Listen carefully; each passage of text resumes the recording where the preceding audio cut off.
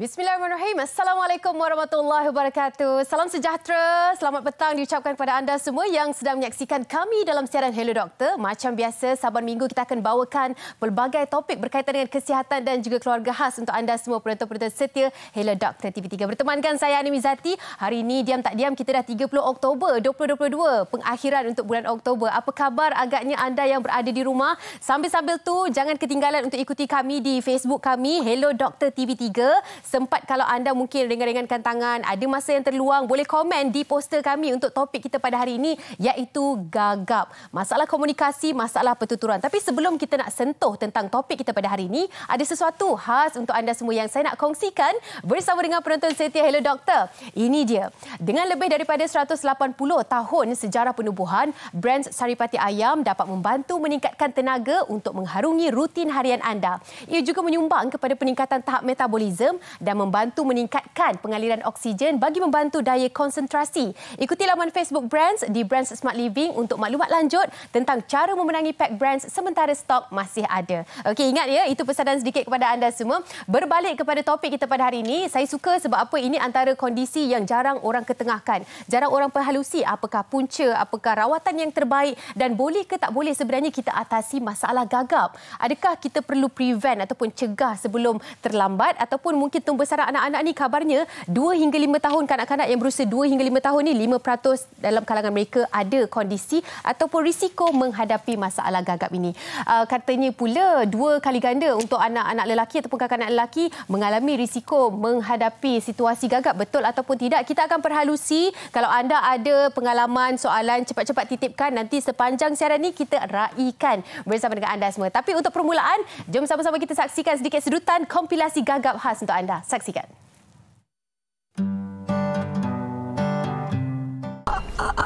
Awak tak naklah ngaji mak.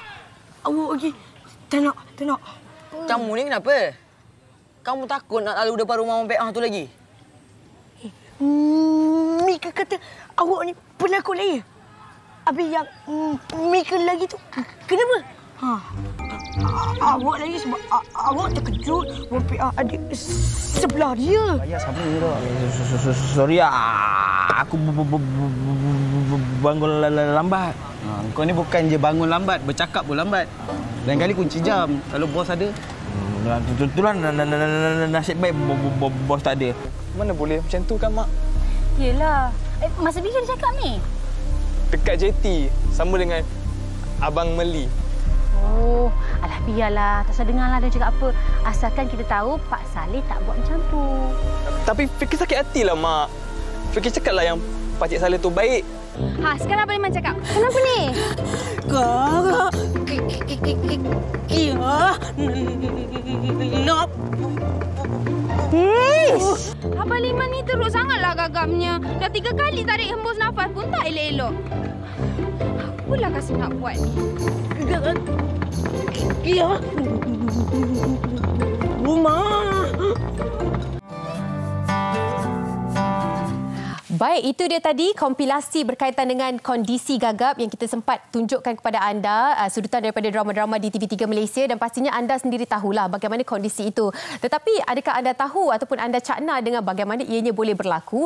Dan kadang-kala daripada kita mempersendakan mereka, lebih baik kita bincangkan tentang topik ini, mana tahu boleh menyelamatkan ataupun membantu mereka untuk menghadapi situasi ini, kerana ianya boleh hilang keyakinan diri, boleh menjadikan seseorang itu memang sukar untuk tampil berkomunikasi kerana ada masalah pertuturan untuk sebutan-sebutan yang biasa dilakukan. Okey, tanpa melengahkan masa, saya ingin bersama dengan seorang individu yang cukup arif lebih tentang ini untuk berkongsi dengan kita. Cik Asma Fatimah Rasli, Pegawai Pemulihan Perubatan Bahagian Pertuturan Hospital Chancellor Tuanku Muhriz UKM HCTM. Assalamualaikum. Waalaikumsalam. Okey, Cik Asma bersama dengan kita. Pastinya hari ini banyak yang kita nak sentuh. Cik Asma, insya-Allah kita juga nak raikan pandangan mereka yang dari Facebook, tapi sebagai permulaan, kita nak tahu apakah itu makna ataupun kondisi gagap itu sendiri. Tetapi bagaimana ianya boleh terjadi kepada seseorang itu? Bagaimana ia boleh terjadi? Sebenarnya gagap ni kita boleh letak kepada 2 bidang, 2 bahagian lah. Okey. Yang pertama adalah gagap disebabkan perkembangan. Seperti mana Hani bagi tahu tadi, untuk kanak-kanak berumur 2 ke 5 tahun, mereka berpotensi sebenarnya untuk mendapat gagap. Tetapi jika gagap tu tidak dibendung lebih daripada 6 bulan, mereka ada potensi untuk berterusan gagap sehinggalah mereka dewasa. Okey? Dan yang kedua adalah disebabkan genetik. Disebabkan genetik. Ada research lah ataupun kajian dijalankan, jika ibu ataupun ayah digagap dan kanak-kanak tu lebih daripada 12 bulan gagap tanpa intervensi, tanpa terapi, dia ada potensi untuk terus gagap. Dan bahagian yang kedua adalah disebabkan neurogenik. Ini adalah menarik. Kenapa? Sebab dia berlaku kepada kita orang dewasa ni. Kenapa? Antara sebabnya adalah orang tu dia kena stroke.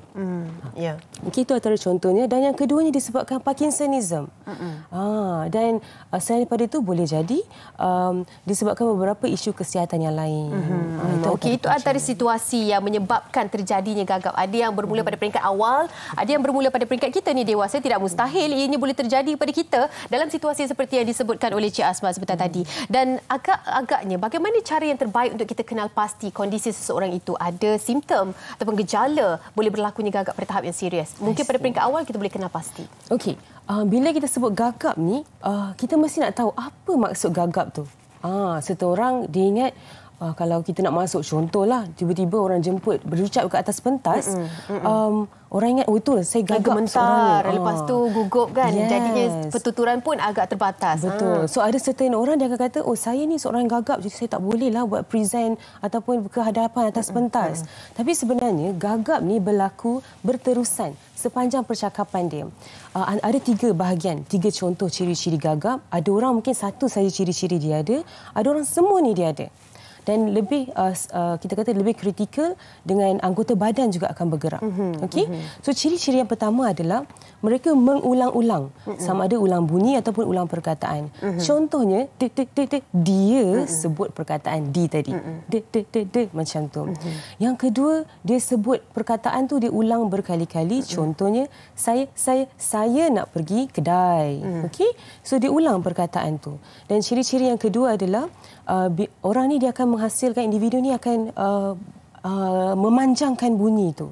Okey, contohnya saya nak pergi jumpa doktor. Saya nak tengok hello doktor. Itu dia memanjangkan bunyi tu. Dan yang ketiga adalah ciri-cirinya adalah mereka berlaku sekatan ataupun blok. Bukan rock block, tapi dia berlaku sekatan kat dalam minda dia. Okey. Ya, so contohnya saya nak dia dah fikirkan perkara itu tetapi mulutnya tidak dapat mengeluarkan perkataan tersebut. Betul. Maknanya itu sistem apa yang difikirkan dengan dituturkan itu tidak selari, tidak dilakukan secara serentak. Itu dia antara bahagian-bahagian yang kita perlu fahami kan. Anda pun mungkin pernah dengarkan, mungkin sekeliling anda ataupun diri sendiri yang ada kondisi seperti ini. Kita baru permulaan, ada banyak lagi kita nak kongsikan, tapi sebelum tu rakan kita di Facebook nak kongsikan satu soalan. Jom sama-sama kita tinjau di Facebook kami Hello Doktor TV3. Nurul Hidayah Saifuddin katanya, adakah mereka yang mengalami sawan OKU pembelajaran mempunyai risiko gagap? Adakah gagap sepenuhnya daripada semula jadi? Okey, terima kasih Nurul Hidayah. Kita ada Cik Asma di sini, mungkin nak kongsikan juga soalan yang pertama. Ada 2 soalan di situ kan? Okey, situasinya. Okey, so yang pertama tadi saya ada maklumkan kan, ada 2 bahagian gagap. Yang pertama adalah perkembangan, yang kedua adalah disebabkan neurogenik, masalah neuro lah dekat dalam otak kita. Jadi tadi soalan pertama dia kata OKU pembelajaran mempunyai risiko gagap. Sebenarnya memang ada mereka yang dah besar tiba-tiba ada sesuatu isu berlaku dekat otak dia dan menyebabkan dia gagap. Okey, yang mengganggu sistem saraf dia lah maknanya. Itu dia memang ada risiko untuk gagap. Dan seterusnya, adakah gagap sepenuhnya daripada semula jadi? Tidak. Okey, even kita sebagai orang dewasa ni dah besar, sihat, walafiat, tiba-tiba kita mendapat satu penyakit sawan, boleh jadi disebabkan kita tiba-tiba dapat diagnosis Parkinsonism ataupun tiba-tiba kena stroke. Potensi untuk mendapat gagap tu adalah sangat tinggi dan tidak mustahil untuk seseorang itu didiagnose ataupun mendapat gelaran OKU lah disebabkan masalah gagap. Disebabkan masalah pertuturan itu. Adakah individu yang gagap itu sendiri mereka dapat merasai apa yang dirasai oleh mereka bila tak dapat nak cakap apa yang difikirkan dan mengalami masalah untuk mengeluarkan perkataan tersebut? Adakah mereka juga rasa macam betul-betul sukar, blok juga kat situ? Ya. Okey, sebelum kita lebih dalam daripada soalan Hanim tadi, kita kena faham dari sudut neuro lah kepala dalam otak kita ni. Dalam otak kita sebelah kiri ni ada dua bahagian penting. Kita panggil Wernicke's dan juga broadcast area. Okey, so Wernicke's ni adalah bahagian language, pemahaman, untuk perkembangan bahasa dan sebagainya. Dan satu lagi bahagian broadcast, dia akan kontrol muscle-muscle kita, okey, saraf-saraf mulut kita untuk bercakap. Jadi untuk mereka yang ada neurogenic issue yang tiba-tiba dia kena penyakit stroke dan sebagainya, boleh jadi di bahagian broadcast dia ada sesuatu yang berlaku lah dekat situ. Dan dia tahu dalam kepala dia ada perkataan tu, tapi tak terkeluar, tak boleh nak keluarkan. Jadi apa yang berlaku, ini ada satu perkara yang kita kena sama-sama aware, sedar yang mana mereka yang tiba-tiba kehilangan percakapan yang kualiti, apa yang berlaku pada mereka jadi frust, jadi stres. Kesan dia kan? Ya, ada sampai satu tahap tu mereka terpaksa bersama dengan tim psikiatrik lah. Disebabkan kemurungan yang tak terkawal. Itu dia sedikit perkongsian pada permulaan ini. Bagaimana situasi dan juga kondisi gagap yang sebenarnya harus kita fahami. Ini masalah komunikasi tahu boleh menghilangkan keyakinan diri. Kita ni memang 24 jam bercakap. Apatah lagi kami kan. Kadang-kadang kita pun ada juga simptom yang mengalami sukarnya untuk mengeluarkan pertuturan. Sambung perbincangan kita nanti. Kita nak rehat seketika. Kembali selepas ini hanya di Hello Doktor.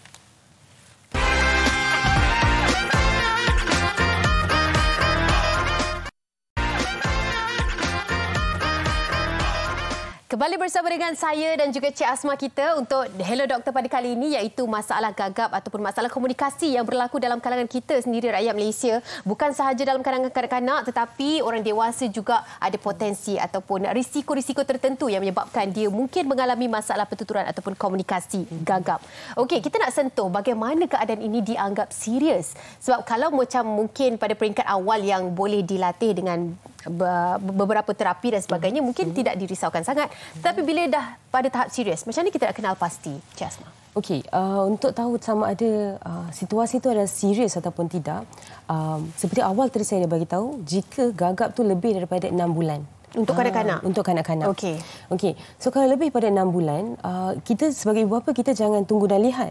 Itu adalah apa yang berlaku dekat komuniti kita, yang mana kita tunggu dan lihat. Kita cakap, oh tak apa kot, nanti dah besar nanti bolehlah kan. Lebih sedih lagi, ni sekarang dekat akhir tahun dah ni, bulan 10. Lebih sedih lagi, tahun depan nak masuk darjah 1 ni, lagi 2 bulan ni, tiba-tiba ibu bapa datang, dia cakap, anak saya gagap lah. Sama macam kes speech delay lah. Anak saya tak boleh cakap. Tahun depan nak masuk sekolah ni. Apa yang berlaku adalah sebabnya komuniti kita tunggu dan lihat. Okey. Okey, bila kita sambung dekat situ, bila sebenarnya ibu bapa ni, sebab dia 2 hingga 5 tahun itu adalah pasal dia dah boleh bercakap. Sambungan 2 perkataan, mungkin dah boleh habiskan satu sentence tu. Tapi bila yang kita rasa macam, oh ini something is wrong. Bila pada detik bagaimana peringkat umur 3-4 tahun? Okey. Nak tahu sama ada detik yang sesuai untuk kita cepat-cepat ataupun segera berjumpa dengan doktor atau terapis adalah apabila sepanjang masa percakapan anak tu berterusan ada kegagapan ni. Okey, dia berbeza gagap orang biasa ataupun typical disfluency dengan gagap yang diagnosis ni. Kalau typical diagnosis, kalau typical disfluency adalah bila seseorang tu dia bercakap, contohnya saya cakap, saya kan tak tahulah, banyak gunakan ataupun that's typical. Tapi ada masanya bila bersembang, non-stop bercakap untuk anak. Ini untuk anak-anak kita lah ya. Tapi kalau let's say anak tu setiap kali nak tidur, good night mami, pun ada gagap juga. Waktu nervous pun dia gagap juga. Waktu dia takut pun dia gagap juga. Itu adalah masanya ibu bapa untuk cepat-cepat dapatkan intervention dan juga treatment yang tak salah pun kalau kita walaupun tak pastikan ini keadaan gagap ataupun speech delay ataupun bagaimana, jumpa sahaja pakar supaya kita boleh diagnosis, boleh kenal pasti apa sebenarnya situasi itu. Okey, kita nak tinjau rakan kita di Facebook yang kali ini daripada Ada Yai, katanya, anak saya 5 tahun, bila bercakap akan bermula dengan katanya macam tadilah kita bagi contoh. Contohnya abang dan bercakap dengan cepat. Benda ni normal ataupun boleh dipulihkan. Inilah situasi yang macam kita sentuhkan tadi. Tapi umur dah 5 tahun dah ni. Apa pandangan Cik Asma? Okey, untuk umur 5 tahun, tiba-tiba dia cakap abang. ni satu yang merisaukan sebab dah nak habis 5 tahun dah ni kan. Sebenarnya cik boleh guna beberapa kaedah. Kaedah pertama adalah lebih kepada psikologi dan emosi. Ajar anak untuk lebih bertenang. Cakap dekat dia, abang relax, tarik nafas dulu. Slow. Take your time. Okey. Ada certain ibu bapa dah guna kaedah yang sama, tapi apa yang berlaku adalah anak ni dia jadi frust. Dia macam nak cakap juga. Yalah. So apa yang kita boleh bantu adalah it's okay, tak apa abang pergi main dekat sana dulu. Nanti abang dah tahu nak cakap apa, datang balik dekat papa. Contoh. Okey? Ada tak macam situasi yang sebenarnya mungkin anak kita bila dah duduk rumah seorang je, kita tak hantarkan pergi nursery, tak berjumpa dengan yang lain. Adik-beradik pun tak ada kan? Yalah, memang seorang hanya dengan kita sahaja orang dewasa. Ada risiko ataupun possibility mereka ini menghadapi situasi seperti tadi. Okey, sebenarnya itu adalah kalaulah anak tu dia tak pernah pergi sekolah, hanya tiba-tiba kita hantar ke sekolah ataupun dia tak pernah pergi sekolah dan dia bercakap dengan kita secara normal dan bila di luar dia tak boleh bercakap. Itu boleh jadi dia mendapat sedikitlah social anxiety. Dia jadi macam kena takut. bezakan juga tu Kita kena bezakan. Tetapi boleh ke saya nak share satu kes? Boleh. Alang-alang ni sementara kita pergi ke soalan seterusnya, boleh. Okey, so ada satu kes lah saya terima, umur dia 16 tahun, dah besar dah ni. Dia datang ke speech therapy atas kerelaan sendiri. Sebab apa? Sebabnya dia nak ambil SPM ujian lisan. Ujian lisan kena bercakap kan? Jadi bila dia datang seorang, dia tak bagi ayah dia masuk. Saya macam, kenapa adik ni tak bagi masuk? Selalunya remaja dia nak somebody kan, datang bersama. So bila saya tanya-tanya, rupa-rupanya dia telah membina ataupun dia telah ada satu ciri-ciri, kita panggil sebagai selective mutism. Okey, macam mana keadaan dia tu? Maksudnya dia tak bercakap dengan orang luar. Dia cuma cakap dengan orang yang dia selesa sahaja. Okey. So dengan saya pun ambil berkali-kali sesi barulah dia nak expose situasi. Tapi nasib baik dia ada satu kesedaran tu nak pergi jumpa Cik Asma. Betul. Maknanya memang ini terjadi apabila mungkin dalam kalangan keluarga agak pelik ya bila tidak berkomunikasi kan. Betul. Komunikasi itu sangat-sangat penting tak sebenarnya, bukan sahaja untuk hubungan yang perlu dijalinkan tetapi untuk mengenal pasti adakah anak kita mungkin berisiko ada situasi ataupun masalah gagap ini ataupun yang lain macam tadi yang dikabarkan kan. Okey, adakah kita nak pergi ke soalan Facebook yang seterusnya? Macam ramai je ni kan. Okey, boleh ya kita pergi ke soalan yang seterusnya. Nurul Aisyah. Assalamualaikum. Waalaikumsalam. Macam mana bila menyanyi percakapan itu menjadi lancar tetapi bila bercakap normal gagap itu datang semula. Ini selalu kita dengar. Menyanyi, dia memang boleh menyanyi macam biasa, normal. Tapi bila bercakap, ada sedikit masalah pertuturan kat situ. Betul. Okey, sebenarnya ini adalah satu, kita kata, sesuatu yang interesting dan agak misteri lah ya. Belum ada research yang tepat lagi. Tetapi benda ini memang berlaku kepada ramai penyanyi sebenarnya. Kalau dekat luar negara, Hollywood, yang kita sedia maklum adalah Ed Sheeran. Marilyn Monroe. Kalau dekat Malaysia ada siapa? Ada Shashi kan. Okey, so apa yang berlaku? Saya nak cerita mengenai Marilyn Monroe ni lah. Dia membesar dengan gagap, sangat menarik ya. Dia membesar dengan gagap tapi dia ada satu kemahiran menyanyi. Jadi apa yang speech therapist dia cakap? Kenapa tidak kamu fokus kepada menyanyi? Jangan disebabkan gagap ni kamu tak nak bercakap dengan orang luar. Okey. Jadi apa yang berlaku adalah Marilyn Monroe ni dia telah menggunakan kaedah menyanyi ni dalam percakapan dia. Macam mana cara dia cakap? Kalau dalam bahasa Malaysia, contohlah Marilyn Monroe ni orang Malaysia kan, dia akan cakap, kita melayukan dia lah. Kita melayukan dia untuk contoh ni. Bunyi dia akan jadi, "Hai, apa khabar semua?" So dia betul lah. Sebab ada dia punya doku yang sedikit sebanyak kita dengarkan cara bercakap dia, kita rasa macam manja, tapi sebenarnya dilagukan percakapan dia supaya dapat lancar. Okey, ini satu perkongsian yang sangat menarik. Banyak lagi sebenarnya dalam kalangan kita yang talent ataupun artis, penyanyi dan sebagainya, sebenarnya bila bercakap berbeza dengan menyanyi. Okey, kita nak kongsikan juga, alang-alang dah masuk kepada selebriti, artis ni kan. Ada seorang selebriti nak bertanya. Hazami ada satu soalan untuk Cik Asma. Jom sama-sama kita dengarkan. Hello doktor, saya ada soalan. Adakah gagap berpunca daripada keturunan dan betul ke kanak-kanak yang lambat bercakap lebih mudah mengalami masalah gagap? Okey, terima kasih Hazami. Dia ada dua soalan lah. Maknanya adakah keturunan dan juga kanak-kanak yang lambat bercakap ni memang ada risiko untuk mendapat situasi gagap, kondisi gagap ni? Okey, so saya jawab soalan yang pertama. silakan. Untuk mereka yang keturunan, dia sebenarnya bila ada salah seorang daripada ahli keluarga kita ataupun mungkin tok nenek kita lah ya, saudara sepupu sepapat kita yang ada gagap dan gagap anak kita tu lebih daripada 12 bulan tanpa terapi, dia ada potensi untuk berterusan kegagapan tu sampai dewasa. Memang ada potensi disebabkan keturunan lah. Okey. Nombor 2 tadi soalan dia adalah speech delay, betul? Sebenarnya itu tidak mustahil. Sama macam kes yang saya ceritakan tadi kan, dia sebenarnya waktu kanak remaja ni waktu kecil dia ada speech delay, tetapi dan dia pernah jumpa speech therapist dalam 3 kali sesi dan selepas tu dia off lah.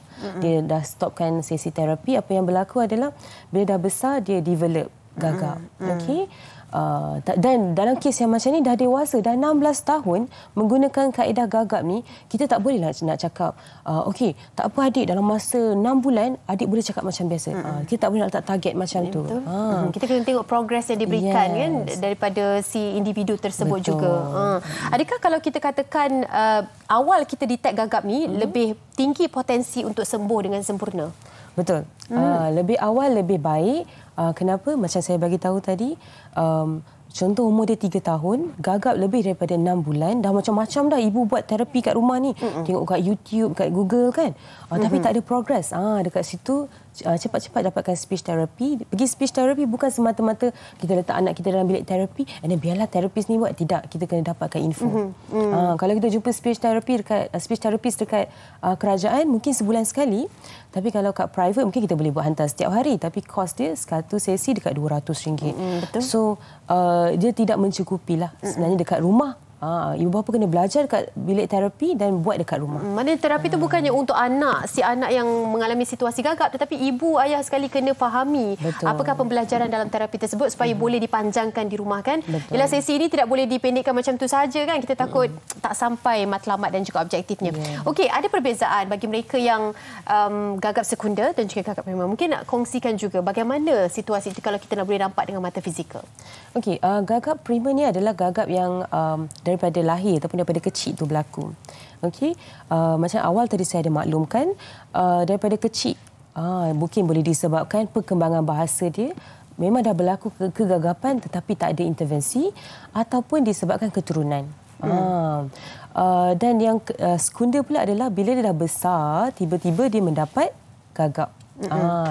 So ini sebenarnya satu cabaran bila orang yang dah individu yang sepanjang hidup dia bercakap macam biasa tiba-tiba hilang keperluan ataupun fungsi bercakap tu. Ada juga situasi yang macam bila si individu itu gagap dengan pergerakan fizikal pun terpalit sama, macam gerakan matanya terkedip-kedip dan juga mungkin cara pergerakan tangan yang juga mengikut kepada bunyi yang dikeluarkan daripada pertuturan tu. Itu bagaimana? Kondisi itu memang lazim berlaku? Okey, bila individu tu telah ada pergerakan badan sekali waktu gagap ni, sebenarnya adalah itu dalam keadaan yang agak kita kata merisaukan lah.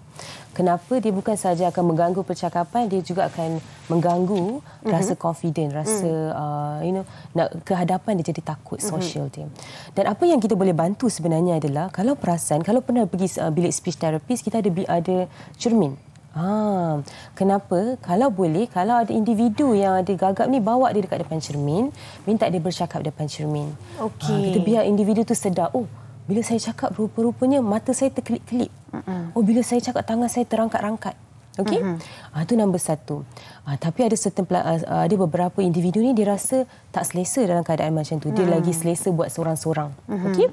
Jadi apa yang kita boleh bantu adalah ni untuk kanak-kanak. Contohlah kanak-kanak ni tengah main dengan abang dia. Main-main, jadi kita curi-curi record video. Candid. Jangan minta dia cakap depan kamera kan. So record video dia dan kita simpan. Bila anak kita ada seorang-seorang, janganlah depan adik-beradik yang lain. Yelah, betul. Yes, baru kita tunjukkan. Betul. Kan mungkin dia dapat lihat sendiri bagaimana diri dia. Kadang-kadang yelah, kita ni kena cermin diri. Itu bahasa lain ni kan. Sebab apa? Ini juga dapat membantu mereka sebenarnya untuk melihat kondisi sebenarnya. Okey, kita nak kongsikan satu pandangan daripada rakan kita di Facebook sebelum kita nak rehat seketika. Amalina Roslan, saya pun gagap dari kecil, sering dibuli masa sekolah. Sampai sekarang dah dewasa, saya jadi Jadi tak ada confident bercakap, malu dan takut. Sebab sampai sekarang saya masih gagap dan orang yang tidak dengan orang yang tak kenal. Tapi orang sekeliling kata saya sombong sebab tak reti bersembang. Padahal saya gagap, takut kena gelak. Inilah sebenarnya punca kenapa kita bawakan topik kita pada hari ini supaya kita dapat membantu anda yang mengalami situasi ini pada peringkat awal, insya-Allah. Okey, itu perkongsian. Kita rehat seketika. Jangan ke mana-mana. Teruskan bersama dengan kami dalam Hello Doktor.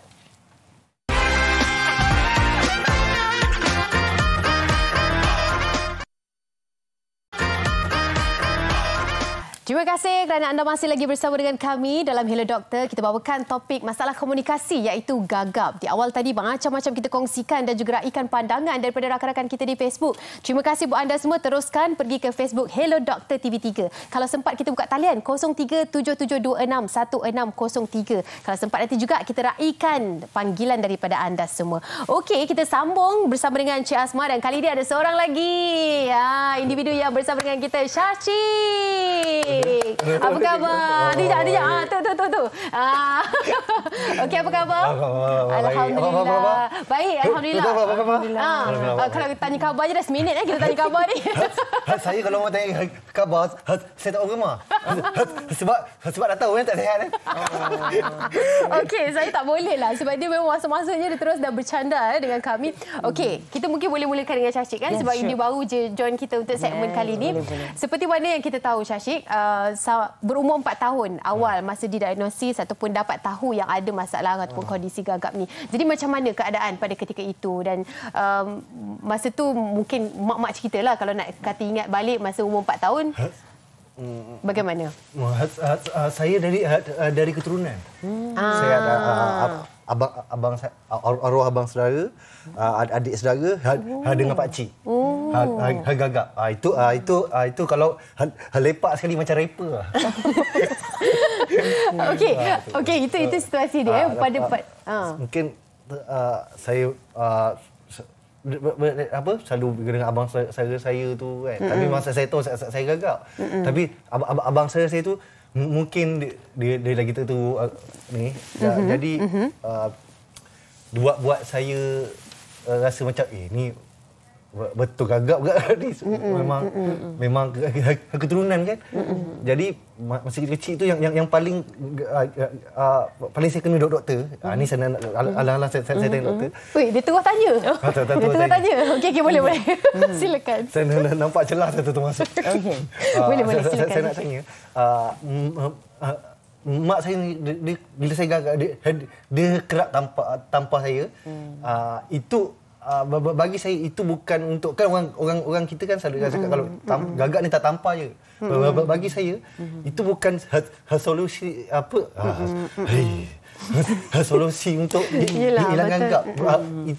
Itu buatkan saya takut nak bercakap dan kalau nak cakap dengan mak saya kena kawal saya. Itu yang buat. Itu apa yang dirasai oleh Syashik. Macam mana doktor? Doktor mungkin Cik Asma, minta maaf ya. Macam mana Cik Asma mungkin nak kongsikan? Sebenarnya tak ada evidence base yang kata orang tu gagap kena tampar. Sebenarnya ada satu kalau zaman sekarang kata orang tua. Tu kata-kata orang tua lah ataupun ada satu lagi simbah dengan air keladi. Pernah kena simbah? Saya duduk rumah flat. Cek keladi susah. Okey. Kalau tidak kena juga. Kalau tidak kena juga tu. Minum air hujan. Minum air hujan pun kena. Minum air hujan. Gagap tak hilang. Batuk. Demam kuning. Gagap tak hilang, demam kuning pula jadi. Inilah bahayanya kan kalau kita ikutkan sangat kan petua-petua yang tak tahu punca. Tak tahu mitos ini kan. Betul. Itu sebenarnya boleh dikatakan macam mitos lah ya. Tak ada evidence base yang kata kalau kita pukul budak tu ke padahal betul lebih tak baiklah pukul satu jenayah lah sebenarnya. Malah kan, bagi trauma pada dia. Betul. Bagi impak yang negatif pada si individu tersebut. Betul. Sebenarnya untuk mereka ada gagap ni kaedah yang terbaik adalah kita beri positive feedback. Masalahnya dekat kita punya community ni kita jarang nak cakap wow good job, what a smooth speech. Berat sangat kan untuk memuji dan sebagainya kan. Sebenarnya kaedah yang kita kata evidence base ni adalah kita puji-puji anak kita. Tiba-tibalah satu hari kan Syashik balik rumah, tiba-tiba cakap dekat ayah, ayah tadi Shashi ada pergi masuk elok doktor dah, lancar. Sepatutnya ayah kena cakap apa? Wow, baguslah Shashi cakap. Address sedap kan, dengar bunyi tu. Yes, highlightkan bersituasi bila dia dapat melakukan sesuatu yang lebih baik pertuturannya. Ada kondisi tak yang dapat dikenal pasti? Macam kalau mood saya tengah macam ini, mesti saya punya gagap tu lebih sikit. Kalau mood saya tengah macam ini, gagap dia kurang sikit. Shashi macam mana? Saya nervous makin teruk. Nervous kalau kat atas pentas makin teruk. Lepas tu kalau saya bercakap dengan orang baru, tu sebab kalau saya orang tu saya tak berapa nak kenal apa, saya akan cuba diam dulu. Cuba saya selesa dulu baru saya cuba cakap. Kalau dulu doktor, saya rajin kawal. Rajin kawal dan sebab benda ni takkan hilang. Jadi saya belajar kat kawal dengan cara menyanyi. Itu buatkan dulu. Kalau orang tengok saya, orang kata budak ni dulu tak gagap. Bukan. Saya menghafal. Cakap macam-macam. Jadi menghafal apa yang nak dicakap. Jadi supaya dia jadi lancar. Sebenarnya gagap tu masih ada. Masih ada. Tapi kalau naik pentas, mesti akan ada benda yang gagap tak akan sebab keluar. Masa tu tengah gugup kan kita yang biasa ni pun bila tengah gugup ada juga masalah pertuturan untuk kita keluarkan. Betul. Kan. Okey, kepada Cik Asma kita nak tanya, ada yang dikatakan gagap ni berkait rapat dengan masalah lidah pendek ataupun tongue tie ni. Okey, mereka dikatakan macam disebabkan itu ada faktor-faktor yang menyebabkan individu tu gagap. Apa komen daripada Cik Asma? Okey. So tongue tie ni berlaku adalah disebabkan frenulum dekat bawah lidah ni dia pendek. Dan apa yang berlaku untuk mereka ada tongue tie ni sebenarnya adalah perbezaan ataupun bunyi kepelatan lah ya untuk beberapa perkataan, contoh S, R, L. Tetapi dia bukanlah punca utama untuk gagap. Tetapi tidak mustahil untuk seseorang individu tu ada dua-dua isu ni. Dia ada gagap dan juga dia ada tongue tie. Tapi tongue tie tu boleh buat pembedahan kan? Tak silap saya. Dia ada peringkat yang boleh kita putuskan dekat macam ada sedikit pembedahan yang dilakukan supaya memperbaikilah kondisi dan juga situasi itu. Okey, itu sedikit soalan berkaitan dengan tongue tie ataupun lidah pendek ini. Kembali bersama dengan Syed, seronok dengan apa yang dikongsikan kan. Kita nak tanya jugalah, tak tahulah sensitif ke tak, ni pernah kena bully tak berkaitan dengan perkara ini? Masa kecil-kecil lah. Kalau besar-besar bergaduh. Kalau bully. Kecil-kecil maksudnya umur berapa masa tu? Sering. Kecil-kecil. Sering. Ya ke? Kalau yang kau rapat je lah akan macam contoh saya dulu pernah nak order McD. Orang tengah panjang ni, ramai. Saya sampai depan, tiba saya gagap makin teruk. Bukan makin teruk sebab saya dah takut kan. Sebab jumpa orang yang tak kenal. Nak order saya macam saya patah belakang balik. Itu kawan-kawan gelak kan. Lepas tu tengah seronok bersimbang nak cakap ni. Tiba-tiba kawan macam pada kita sembang serius ni. Dia tak dapat mood dia tu. Tapi terkesan jugalah kan. Secara jujurnya ke macam mana? Terkesan. Kan sebenarnya nampak macam happy-happy ni tapi sebenarnya dalam hati kamu terkesan kan. Itu yang membuatkan saya kalau dulu tu cuba kawal. Saya belajar menyanyi macam memang roh. Dan saya ada dengar juga ada penyanyi lama gagap juga. Betul. Itu cara mereka untuk channelkan ataupun untuk menyalurkan kondisi itu kepada perkara yang lebih baik, iaitu talent, bakat. Kita nak sentuh pasal bakat yang ada ni. Walaupun dengan kondisi ini bakat dia bukan main, sumber rezeki alhamdulillah. Okey, kita nak kongsikan juga satu laporan khas. Ini berkaitan dengan speech therapy. Jom sama-sama kita saksikan bingkisan ini.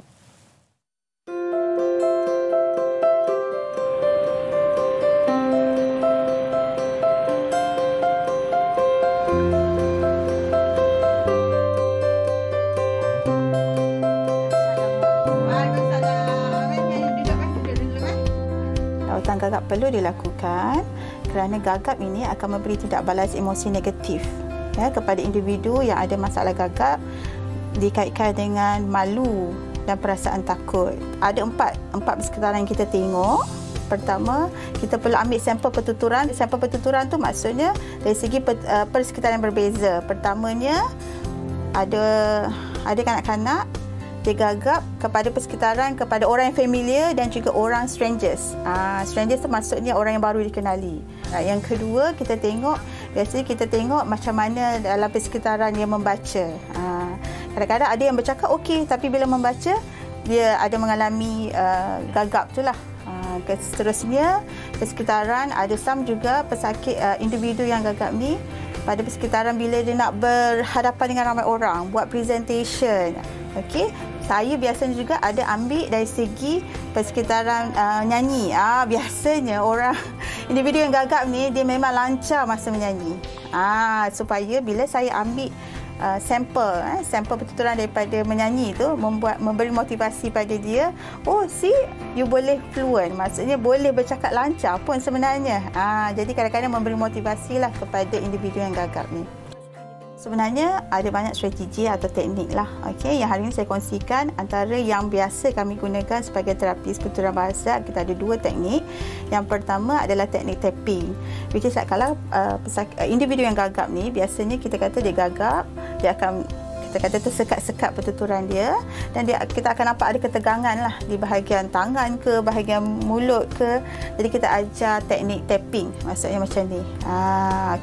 So, contoh kita cakap semasa saya, jadi kita nak ajar dia tahu tentang pace tu. Semasa saya masih kecil, saya tinggal di kampung. Yang keduanya, saya biasanya kita akan perkenalkan teknik kita panggil gentle onset, which is kita nak relaxkan bahagian articulator ni, maksudnya bahagian yang kita guna untuk keluarkan suara, untuk keluarkan bunyi, which is like bahagian bibir, bahagian rahang kita, bahagian lidah kan.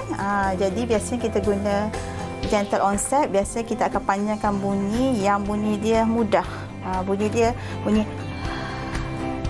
H tu kita panjangkan. Contohnya jadi kita sebut high, dia sebut high. Saranan saya kepada individu yang ada isu gagap, boleh dapatkan intervensi, jangan terus sembunyikan isu gagap. Kepada ibu bapa yang mempunyai anak yang ada gagap, sediakan persekitaran yang menyokong anak. Puji anak. Bila anak bercakap lancar, puji. Wah, bagus cakap lancar. Dan yang kedua, jangan terlalu beri tekanan pada anak. Kepada individu yang mempunyai masalah gagap, boleh terus mendapatkan terapi, penilaian dan juga terapi melalui terapis pertuturan bahasa yang bertauliah.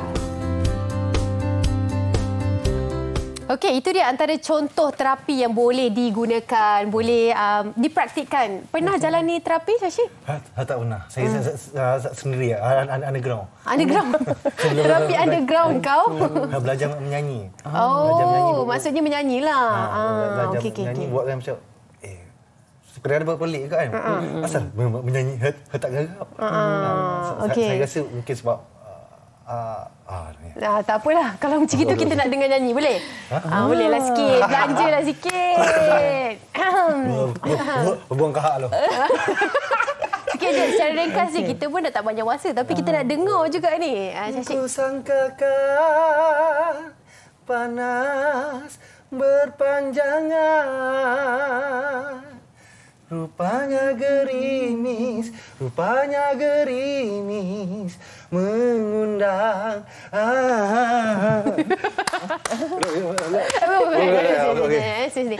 Jangan. Kita kalau bagi dia pentas ni, habis satu show ni, dia tapau menyanyi aja. Okey, itu dia.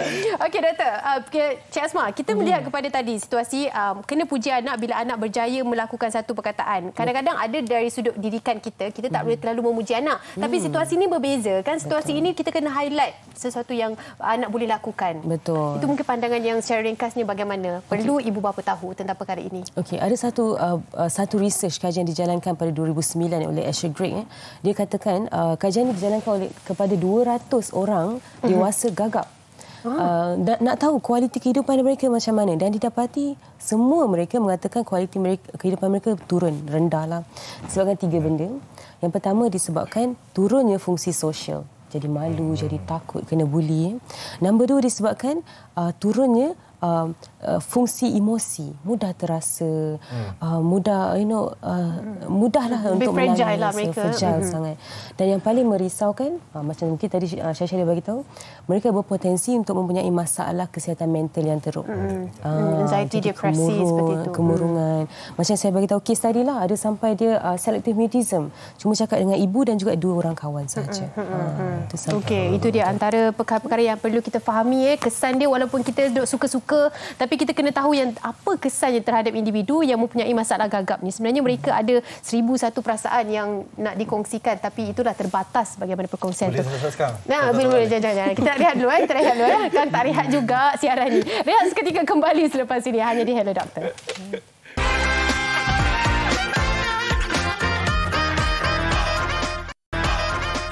Baik, kembali bersama dengan kami dalam Hello Doktor. Kini sebelum kita mulakan perkongsian yang seterusnya, kita nak kongsikan juga ni kepada anda. Brand Saripati Ayam diperbuat daripada ekstrak ayam berkualiti tinggi dan tidak mengandungi lemak, tidak mengandungi kolesterol, tiada garam tambahan dan pengawet. Bermakna Brands merupakan salah satu makanan tambahan yang sihat untuk anda dan juga keluarga anda. Ikuti laman Facebook Brands di Brands Smart Living untuk maklumat lanjut tentang cara memenangi pack Brands sementara stok masih ada. Okey, itu dia perkongsian awal. Tapi sekarang ni perkongsian yang utama, kita nak kongsikan tentang masalah gagap. Masih lagi bersama dengan Syashik dan juga Cik Asma kita. Kalau tadi kita mungkin dah kongsikan juga pengalaman daripada Syashik sendiri kan, daripada perkongsian yang dikongsikan, bagaimana nak dikategorikan kondisi Syashik ini, Cik Asma? Okey. Kategori kita tak boleh nak kategorikan, dia ni severe, dia ni mild sebagainya. Macam mana tu? Ya, sebenarnya satu benda yang kita boleh appreciate mengenai Shashi sebenarnya adalah Shashi tahu Shashi ada satu masalah percakapan, tapi Shashi fokus kepada kemahiran yang Shashi ada. Tak semua orang yang ada gagap berpotensi untuk buat macam tu. Yeah. Okey. Dan saya harap mana-mana orang individu dekat luar sana yang mana dalam ikut statistik global, sepatutnya dalam satu komuniti tu, dalam satu populasi tu ada 1% orang yang ada gagap. So dekat Malaysia ni populasi dia sepatutnya kemungkinan dalam anggaran 310,000 orang. Tetapi unfortunately malang sekali tak ramai yang ke hadapan. Dan kebanyakannya akan ke belakang. Dia rasa takut dan malu. Jadi kalau mana-mana kat luar sana yang mungkin individu ada yang masalah gagap dan sebagainya, boleh follow macam mana Shashi buat, fokus kepada kemahiran yang ada. Betul? Kan? Dan tengok sekarang Shashi dah masuk TV, dah jadi artis dah. Dah jadi artis dah. Ini antara punca rezeki juga buat Shashi kan? Kadang-kadang orang suruh Shashi, pulihkan, tak nak pulihkan. Tak nak. Tak nak pulihkan sebab bila dah nampak ini antara platform yang terbaik untuk memperkenalkan diri anda sebab anda memang minat dalam industri, betul tak? Betul. Memang minat dalam industri. Banyak sebenarnya kisah-kisah di sebaliknya, maknanya pergi audition dah banyak kali. Kan? Akhirnya orang mengenali juga anda disebabkan kekurangan yang awak ada tu. Dulu malu sebab kekurangan. Sekarang kekurangan jadi punca rezeki. Alhamdulillah. Masya Allah. Tak mustahil ya kepada anda semua. Okey, kita nak tinjau di Facebook kita ada Transform Hijab Kids, katanya adakah masalah gagap ini masih boleh dipulihkan? Saya risau anak saya berumur 13 tahun masih lagi bercakap gagap. Apakah terapi yang sesuai untuk masalah gagap ini? Kesian dia malu bercakap di hadapan kawan-kawan. Bolehkah saya rujuk di hospital atau saya sudah kira terlewat? Tadi ramai yang tanya dalam kalangan dewasa. Tapi ini pada peringkat nak beralih kepada dewasa tu 13 tahun ada yang malu sebab katanya mungkin dah terlewat. Bagaimana pandangan Cik Asma? Okey, sebenarnya dalam terapi tidak ada nak kata satu limit. Umur dah 16 tahun tak boleh jumpa terapis dah. Tidak.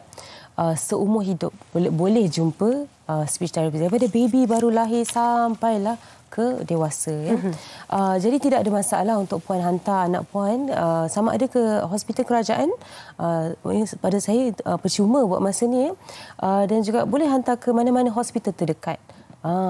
Dan sebaik-baiknya lebih cepat lebih baik sebelum anak puan mulakan peperiksaan penting, contoh SPM dan nak yang melibatkan lisan kan. Ya, betul. Itu dia, sebab tidak ada istilah terlambat dalam terapi ataupun rawatan yang boleh diberikan kepada anak anda, tak kiralah umur berapa sahaja. Yang penting inisiatif kita untuk bawakan perkara ini ke hadapan. Macam tadi off camera kita ada kongsikan Syashik ada join community di Indonesia, hampir ratusan orang yang semuanya berada dalam masalah gagap ya. Kita harapkan Malaysia pun ada macam tu kan. Betul. Saya pun harap juga, tapi ada juga yang ada dekat TikTok. Ada bang buatlah komuniti gagap. Abang presiden. Founder lah, awak founder. Abang boleh buka pusat terapi sendiri ke? Hire orang kat bawah. Penting tak sebenarnya ada group support seperti ini? Saya rasa penting sebab biar dia tak rasa yang tak rasa dia berkeseorangan lah. Dia at least dia ada geng kan. Kalau dia jumpa pun dia tak malu dengan nak bercakap. Sebab aku gagap, kenapa aku nak malu dia dengan kau kan. Betul. Like kalau semua tu gagap dah malu, memang table tu senyap. Kan sebab bila ada orang yang juga masalah gagap bersama dengan Syashik rasa macam agak tenang macam feel better kan. Ada orang yang sama dengan kita. Betul tak? Itulah sebabnya penting ada komuniti seperti ini. InsyaAllah kita harapkan Malaysia juga ada supaya ada group support, sokongan dari sudut pelbagai aspek boleh sokong. Ada juga cerita artikel keluar Syashik ni katanya gagap dia bertambah baik sebab dia kena hafal skrip, kena buat pementasan dan sebagainya. Betul ke? Itu sebelum depres. Ya ke? Maknanya awak pernah alami depression selepas bermasuk dalam industri? Ya. Gagap saya agak kurang sebab masa tu tengah remaja kan. Tengah nak tak buat je lah ni supaya kita tahu menghafal ni boleh mengurangkan gagap. Saya buat apa semua sampai satu tahap kalau saya buat hafal tu pun still ada juga. Ada juga. Masih ada. Contoh dalam 10 ayat tu, dua ayat ni mesti saya tergagap. Okey, adalah juga tapi boleh diperbaiki. Adakah dengan membaca skrip dan juga pementasan tu membantu? Bergantung. Saya rasa membantu. Tapi buatkan sebab saya depres dekat 2 tahun buatkan saya faktor lain lah itu yang buatkan gagap ni makin teruk. Jadi bagi saya macam saya ni tak boleh dipulihkan, malah boleh dikurangkan. Betul tak doktor? Betul. Sebenarnya untuk mereka yang ada gagap ni dah besar macam Syashik kan, kita tak boleh nak letak expectation ataupun goal dengan terapi ataupun dengan kawalan ni 100% akan settle. Dia mesti akan ada percentage, mesti ada peratusan kegagapan tu masih ada lagi. Yalah kan. Tapi yang paling penting sekali bila kita dapat memperbaiki situasi itu, keyakinan pun semakin bertambah kan. Itu yang motif awalnya, bukan kata 100% kita nak pulihkan keadaan itu, tapi bila tahu menggunakan semacam Syashik, dia kata dia tak mau dah rawat sebab apa, itu punca rezeki dia. Betul, kadang kesian juga bila yang macam bukan saya kena ejek sebab saya pernah rasa betul. Kena ejek macam saya sekarang ambil pendekatan sebelum orang ejek aku, lebih aku ejek diri sendiri dulu. Psycho dia macam itulah. Okey, kita nak kongsikan soalan dari Facebook. Zu Othman katanya terdapat situasi apabila berkomunikasi dalam bahasa Inggeris lancar tetapi bila berkomunikasi dalam bahasa Malaysia jadi gagap. Adakah ini ada kaitan dengan pendidikan awal yang diterima dalam bahasa Inggeris? Bila masuk sekolah darjah 1 di sekolah kebangsaan berlaku kecelaruan. Okey, ini pada peringkat awal memang ada percanggahan lah. Maknanya kita masuk belajar bahasa lain, kita bercakap di rumah pun belajar bahasa lain. Cik Asma mungkin ada komen yang tersendiri? Okey, dia sebenarnya dalam berbagai bahasa ni kita ada bahasa pertama ataupun mother tongue kita. Okey, dan juga bahasa kedua dan ketiga dan sebagainya. Jadi ini adalah perkara biasa untuk orang biasa belajar. Even kita orang dewasa nak belajar Korea, K-pop kan, dah masuk kelas dan sebagainya, tapi bila kita nak start cakap bahasa Korea tu dia akan tersangkut-sangkut. Itu perkara yang normal lah. Cincah. Okey. Itu dia kan. Walaupun bahasa yang baru kita belajar pastinya ada sedikit hiccups kat situ lah kan. Slow-slow belajar satu persatu. Okey, untuk pengakhirannya apa kata-kata anda mungkin kepada mereka yang dah meminati Syashik sekarang ni? Dulu tak ada fans, sekarang dah ada fans ramai ni. Apa pesanan buat mereka semua? Silakan. Sini. Anak anda.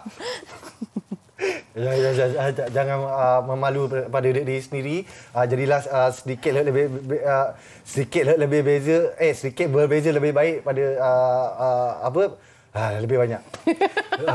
Penat. Tak sempat hafal Tak sempat hafal Sikit lebih beza, lebih baik daripada banyak. Sikit lebih banyak.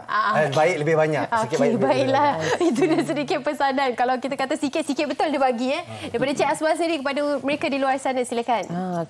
Pada saya, untuk semua komuniti yang individu yang punya gagap, jangan rasa malu, jangan rasa segan. Appreciate setiap kemahiran dan kekurangan kita ada, dan gunakan skill yang kita ada ni untuk improvekan kualiti kehidupan kita. Boleh follow macam mana Syashi buat. Ya, insya-Allah. Dan akhirnya apa yang berlaku dalam diri kita ni adalah ketentuan. Kan? Kita mungkin kurang di bahagian ini, kita ada lebih di bahagian ini. Tak semestinya mereka yang ada kekurangan dari sudut komunikasi dan juga percakapan, mereka tak ada talent yang berbeza. Kita pun kena analisis diri sendiri, apa kekurangan kita supaya kita tahu yang hidup di dunia ni ada kurang, ada lebihnya. Jangan persendakan gagap, sama-sama kita perhalusi supaya kita boleh bantu mereka yang ada kondisi gagap. InsyaAllah. Sekian saja daripada kami.